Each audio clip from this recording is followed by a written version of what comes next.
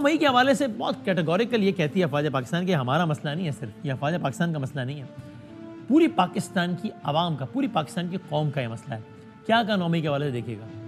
9 मई सिर्फ अफवाज पाकिस्तान का मुकदमा नहीं है, पाकिस्तान के अवाम का मुकदमा है। किसी भी मुल्क में की फौज पे हमला कराया जाए, उसके शहीदों की अलामात की तस्दीक की जाए, के बानी के घर को जलाया जाए, वहाँ पे अवाम और फौज के दरमियान नफरत पैदा की जाए, और फिर जो लोग ये करवा रहे हैं, जो कर रहे हैं, उनको कैफरे करदार पे ना पहुंचाया जाए, तो किसी भी मुल्क में ऐसा हो तो वहाँ के निज़ाम इंसाफ पे एक सवाल खड़ा हो जाए। अगर पाकिस्तान के निज़ाम इंसाफ पे यकीन कायम रखना है तो 9 मई के जो मुल्जिमान हैं, उसको करने वाले और उसको करवाने वाले आईन और कानून के मुताबिक उन्हें सजा देनी पड़ेगी। हम सब ने देखा कि किस तरीके से लोगों की जहन साजी की गई, को अफवाज के खिलाफ, उसकी लीडरशिप के खिलाफ, एजेंसियों के खिलाफ, इदारों के खिलाफ झूठ और प्रोपेगेंडे से उनके जहन बनाए गए। हमने देखा कि किस तरह कुछ सियासी लीडर्स ने चुन चुन के अहदाफ दिए, इधर हमला करो, इधर हमला करो, सिर्फ फौजी तनसीबात पर हमले कराए गए। तो आपने अवाम का गुस्सा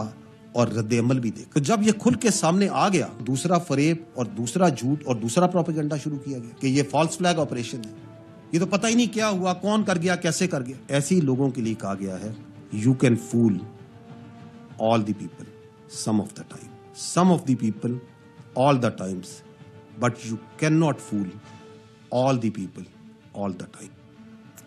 बहुत सख्त अल्फाज हैं जिसमें आखिरी जुमले भी आपने सुन लिए, और कहते हैं अगर निज़ाम इंसाफ पे यकीन बनाना है पाकिस्तान की आवाम का तो 9 मई के किरदारों को सज़ा देनी होगी। यानी ये कैटेगोरिकल है कि अफवाज पाकिस्तान ये समझती है कि 9 मई के हवाले से मुजरिमान अभी तक कैफर किरदार तक नहीं पहुँचे। ज़ाहिर हम जानते हैं केसेस चल रहे हैं, हतमी नहीं पहुँचे ज़्यादातर केसेस 9 मई करने वालों को भी और करवाने वालों को भी। और ज़ाहिर है जब हम जानते हैं कि जब वो ये कहते हैं कि करवाने वाले जहन साजी करने वाले मास्टरमाइंड, तो फिर इशारा बानी पीटीआई इमरान खान साहब की तरफ होता है। एक और सुनिएगा, हम ये 2 साउंड स्किप करके, ये एक बात बड़ी इंपॉर्टेंट इसलिए कि पिछले दिनों बहुत ये बात हुई कि जनाब क्या कोई मुज़ाकरात हो रहे हैं, हाँ हो सकते हैं, हाँ डील का माहौल बन रहा है, हाँ डील का माहौल बन रहा है। शहरियार आफरीदी साहब ने कहा हम बात करेंगे लेकिन सिर्फ आर्मी चीफ से करेंगे, DGI से कहेंगे। इस सवाल के जवाब में उन्होंने कैटेगोरिकल बता दिया कि we are just not interested, हमने बात नहीं करनी आपसे, अब नहीं कर रहे बात। बल्कि सियासी जमात नहीं, सियासी टोला, इंतशार पसंद टोला, इस तर्ज के अल्फाज कह के मुखातिब किया गया। तो बातचीत में इंटरेस्टेड नहीं है PTI से अफवाज पाकिस्तान, ये पैगाम था छुपा हुआ या बड़ा जाहिर इस जवाब में जो DGI SPR ने दिया कि बात नहीं होगी। दिखाइएगा क्या कहा। इसी कौम की फौज के बारे में धमकियां दे, प्रोपेगेंडा करे, उससे कोई बातचीत नहीं करे। ऐसे सियासी इंतशारी टोले के लिए सिर्फ एक ही रास्ता है कि वो सिद्ध के दिल से माफी मांगे कौम के सामने, और ये वादा करे कि वो नफरत की सियासत को छोड़ के तामीरी सियासत में हिस्सा ले। बातचीत है वो सियासी पार्टीज को आपस में जेब देती है, इसमें फौज या इदारे बिल्कुल मुनासिब नहीं है बातचीत में। हमारे साथ मौजूद हैं जनाब अतर काज़मी साहब, हमारे सीनियर सहाफ़ी दोस्त, हमारे आमिर इलियास राना साहब, हुजूर बहुत नवाजे, बहुत शुक्रिया। और लीगल अफेयर्स के हवाले से स्पोक्स पर्सन है इमरान खान साहब के, नईम अदर पंचुता साहब, इन्होंने रऊफ़ हसन साहब के हमरा प्रेस कॉन्फ्रेंस भी की इस ISPR की प्रेस कॉन्फ्रेंस के रद्दअमल के तौर पर। तीनों दोस्तों का बहुत शुक्रिया।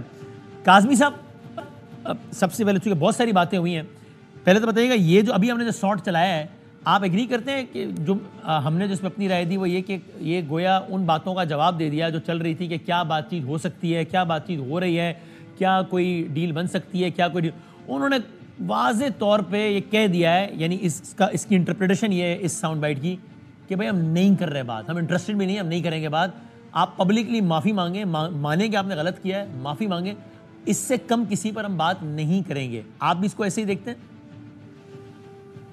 जी बिल्कुल, जो जिस तरह की खबरें आ रही थी कि बातचीत हो रही है और कोई डील इस वक्त तकरीबन आखिरी मराइल में है, और बहुत सारे दोस्त इस तरह की बातें कर रहे थे, लेकिन मेरा मुसलसल यही मौक़िफ़ रहा है कि किसी भी उस लेवल के ऊपर इस वक्त एंगेजमेंट नहीं है जहाँ पे कोई बामानी किस्म के मुज़ाकरात हो रहे हैं और उसके नतीजे में कोई डील हो सके। तो इस प्रेस कॉन्फ्रेंस से तो ये चीज़ बिल्कुल वाज़ेह है। और इस प्रेस कॉन्फ्रेंस से पहले इमरान खान का जो टेलीग्राफ में आर्टिकल आया था, उसमें भी बिल्कुल वाज़ेह था, और उससे पहले खान साहब जब जेल के अंदर सहाफ़ियों से गैर रस्मी गुफ्तगू के दौरान जिस किस्म के उन्होंने इल्ज़ामात लगाए, तो इससे तो चीज़ें बिल्कुल आया हैं कि इस वक्त किसी किस्म की कोई एंगेजमेंट नहीं हो रही, किसी किस्म की कोई डील टेबल पे नहीं है, ना इस्टेब्लिशमेंट उनसे बात करने के मूड में है, और दूसरी तरफ से जो जिस किस्म का रद्द अमल आ रहा है वो भी हमारे सामने है। लेकिन इस प्रेस कॉन्फ्रेंस के अंदर एक चीज़ है जिसको आप कह सकते हैं कि वो एक उन्होंने ये बिल्कुल वाजे कर दिया कि हाँ, अगर आप उसके ऊपर नदामत का इजहार करें